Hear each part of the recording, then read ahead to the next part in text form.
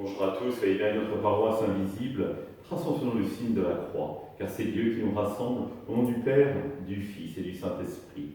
Amen. Prions pour nos frères et sœurs malades.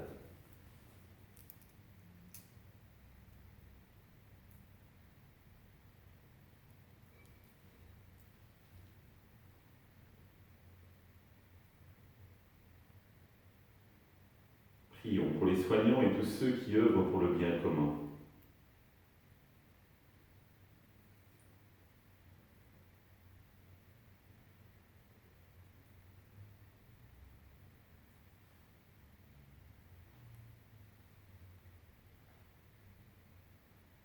Prions pour ceux qui sont en angoisse, la solitude, que l'Esprit Saint vienne les visiter.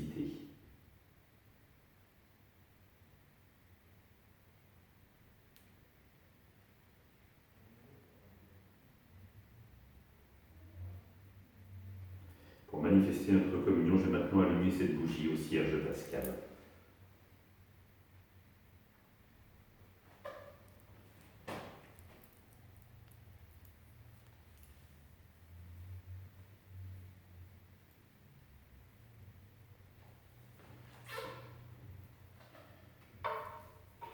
Dans l'évangile de Jean, Jésus levait les yeux au ciel, priait. Je ne prie pas seulement pour ceux qui sont là, mais encore pour ceux qui, grâce à leur parole, croiront en moi. Que tous soient un comme toi, Père, tu es en moi et moi en toi. Qu'ils soient un en nous, eux aussi, pour que le monde croie que tu m'as envoyé. Et moi, je leur ai donné la gloire que tu m'as donnée, pour qu'ils soient un comme nous sommes un, moi en eux et toi en moi. Qu'ils deviennent ainsi parfaitement un, afin que le monde sache que tu m'as envoyé et que tu les as aimés comme tu m'as aimé. Père, ce que tu m'as donné, je veux que là où je suis, ils soient eux aussi avec moi, et qu'ils contemplent ma gloire, celle que tu m'as donnée parce que tu m'as aimé avant la fondation du monde. Père juste, le monde ne t'a pas connu, mais moi je t'ai connu, et ceux-ci ont reconnu que tu m'as envoyé.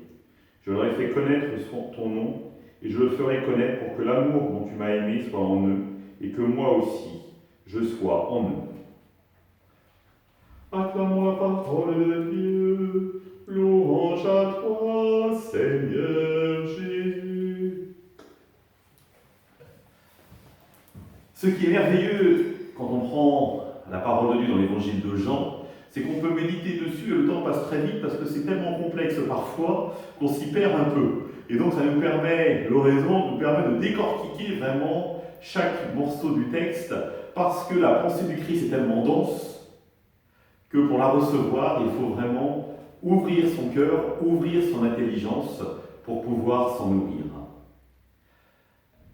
J'insisterai plus particulièrement là sur la dimension d'unité. Je ne sais pas si vous avez remarqué le nombre de fois que le Christ dit qu'il soit un. Comme toi et moi, nous sommes un.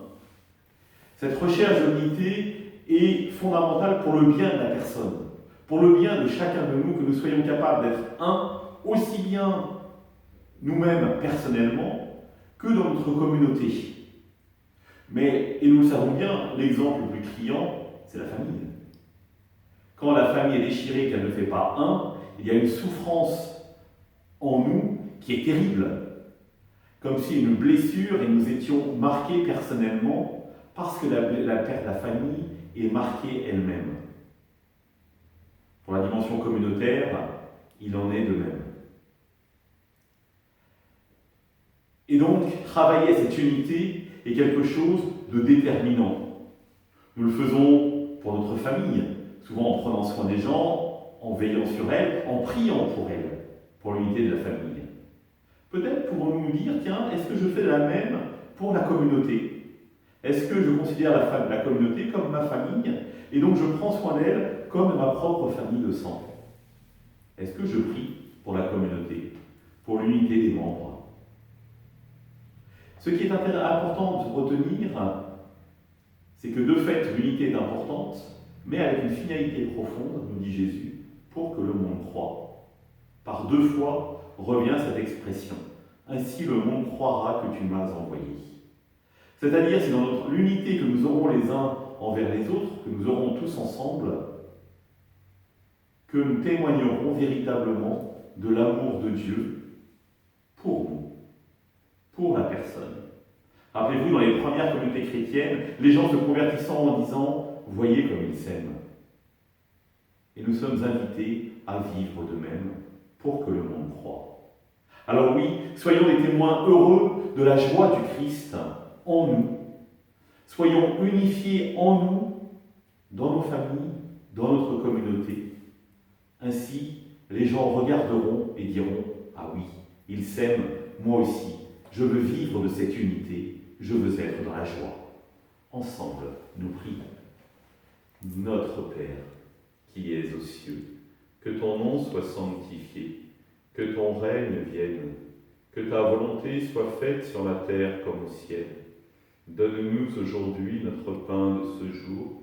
Pardonne-nous nos offenses, comme nous pardonnons aussi à ceux qui nous ont offensés. Et ne nous laisse pas entrer en tentation, mais délivre-nous du mal. Amen. Que le Seigneur nous bénisse, qui nous accompagne notre journée, nous garde dans la paix. Au nom du Père, du Fils et du Saint-Esprit. Amen. À demain.